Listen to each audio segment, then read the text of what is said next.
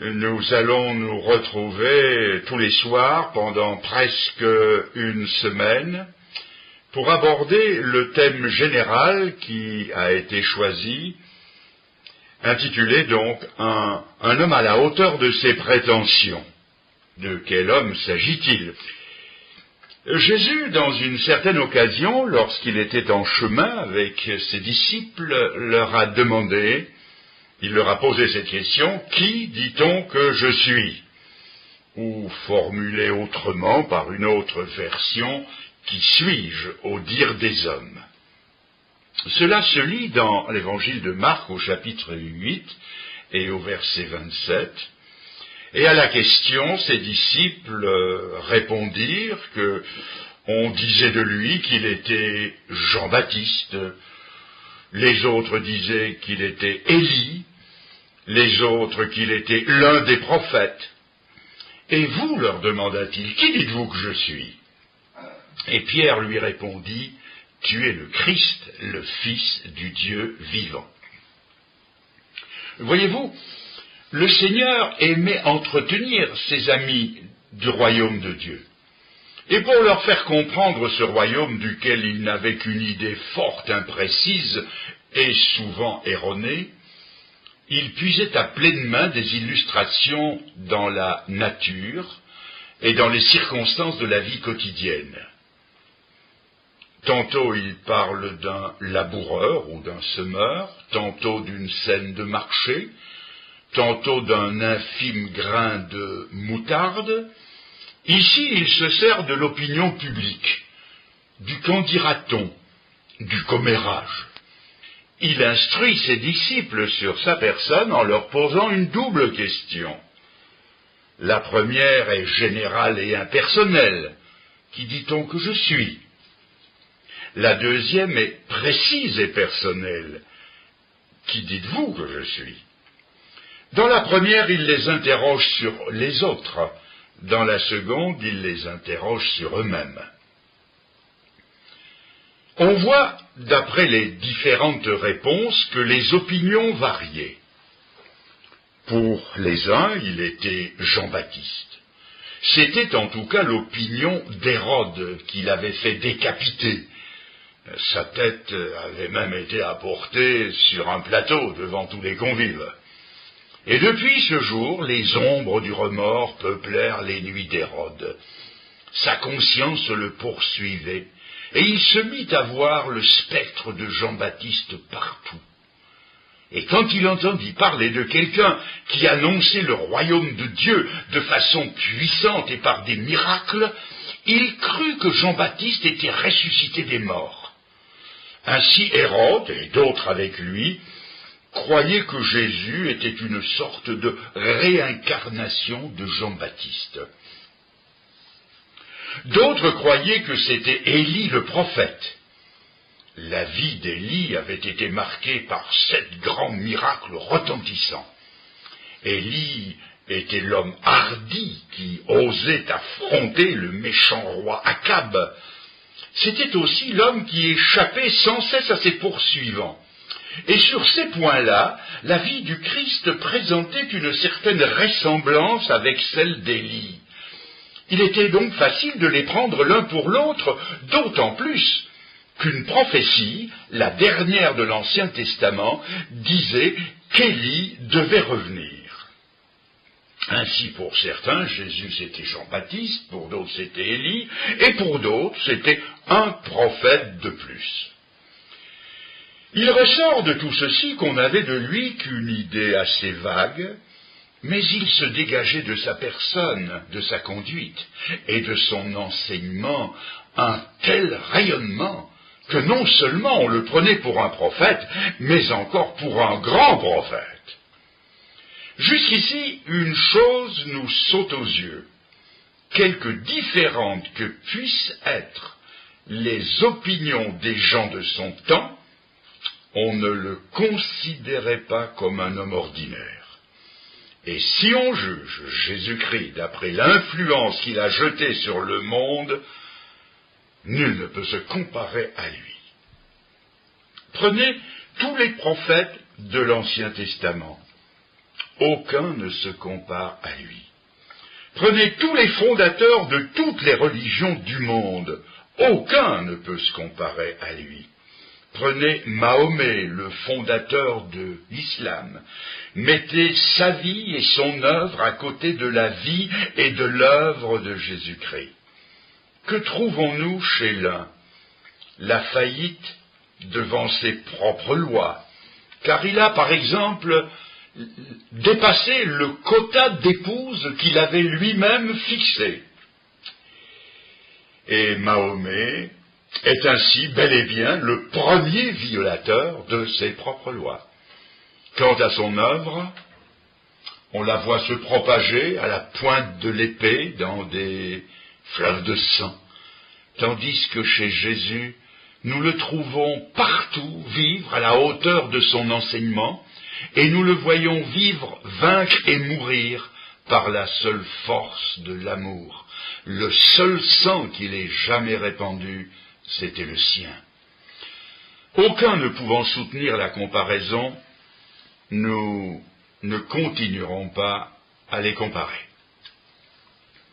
Après avoir lu ce que sa génération disait de lui, voyons un peu ce qu'en dit la nôtre, car après 20 siècles de christianisme, on devrait savoir qui est Jésus. Eh bien, reprenons sa question. Qui dit-on que je suis? Les uns répondent, c'est un philosophe. Tous les philosophes sont d'accord pour dire que c'est un grand homme. Ceux-là même qui nient sa divinité sont obligés de lui donner la première place dans l'histoire du monde. Un de mes amis, qui avait lu Nietzsche, Kant et Platon, m'a dit qu'aucun système de philosophie n'égalait celui de Jésus-Christ. Sur le plan philosophique, c'est un grand homme. Qui dit-on que je suis? Un philosophe. Qui dit-on que je suis? Un idéaliste. Quelqu'un qui a suivi sans dévier l'idéal qu'il s'était tracé, le novateur d'un idéal plus élevé que celui de ses contemporains, quelqu'un qui a prêché un meilleur idéal par un meilleur exemple. Qui dit-on que je suis? Un philosophe. Qui dit-on que je suis? Un idéaliste. Qui dit-on que je suis? Un martyr. Un martyr victime de son franc-parler. Non seulement un homme qui a eu un idéal, mais qui a souffert pour son idéal, qui a risqué sa vie pour une bonne cause. Un peu comme Marie Curie, victime de la manipulation du radium, un peu comme tous les résistants de tous les temps qui ont laissé leur vie dans la lutte pour la liberté et contre l'oppression. Qui dit-on que je suis? Un philosophe, un idéaliste, un martyr. Qui dit-on que je suis? Un illuminé. Eh oui, c'est la version actuelle de ce qu'on disait de son temps. Il est fou, il a un démon. Ça se trouve dans l'évangile de Marc et l'évangile de Jean. C'est un mystique détraqué qui s'était proclamé Dieu et qui a été suivi par une poignée d'ignorants dont le fanatisme n'était dépassé que par la bêtise. Qui dit-on que je suis? Un philosophe, un idéaliste, un martyr, un illuminé. Qui dit-on que je suis? Un personnage historique. Quelqu'un qui a vécu il y a très longtemps. Une vieille histoire, quoi. Même si c'est une belle histoire, qu'on ne raconte plus guère qu'aux enfants et aux très vieilles personnes, que l'on garde comme un vieil album de famille qu'on sort aux grandes occasions, à Noël, à Pâques, à la Pentecôte, et encore, parce que ces jours-là, c'est congé. Qui dit-on que je suis? Un grand homme, Seigneur, mais tu n'es plus l'homme des évangiles. Car quand on entend ce qu'on dit de toi, on comprend mieux cette parole de l'Épître aux Hébreux. Considérez celui qui a enduré contre sa personne une telle contradiction. Tous ces avis dont on le revêt, même les plus flatteurs, comme un philosophe, un idéaliste, un martyr. Ce n'est en réalité que des dépouillements. Toutes ses opinions n'arrivent qu'à le rabaisser, et parfois même plus que ses détracteurs. Car quand on dit de lui qu'il est fou, qu'il a un démon, au moins là, on ne le croit pas. Si bien que la découverte de qui est vraiment Jésus doit nous tenir à cœur, même si elle doit être laborieuse. C'est ainsi que dans l'évangile de Jean, au chapitre 9, un aveugle né, guéri par Jésus-Christ, a fait la découverte du Fils de Dieu. Lorsqu'il a été guéri, on lui a posé des questions. Et la première fois, il répond l'homme qui s'appelle Jésus. L'homme qui s'appelle Jésus. Pour lui, Jésus, c'est un homme. À de nouvelles questions, il monte d'un cran dans son appréciation et il répond « c'est un prophète ». Un prophète. Une troisième fois, il rencontre le Seigneur, il ne l'a jamais vu, mais il reconnaît sa voix. Il l'entend qui lui demande « crois-tu au Fils de Dieu ?» Et il répond « qui est-il pour que j'y croie ?»« Je le suis, moi qui te parle, dit Jésus. » Alors, cet homme se prosterne et il dit « je crois, Seigneur ». Remarquez cette progression.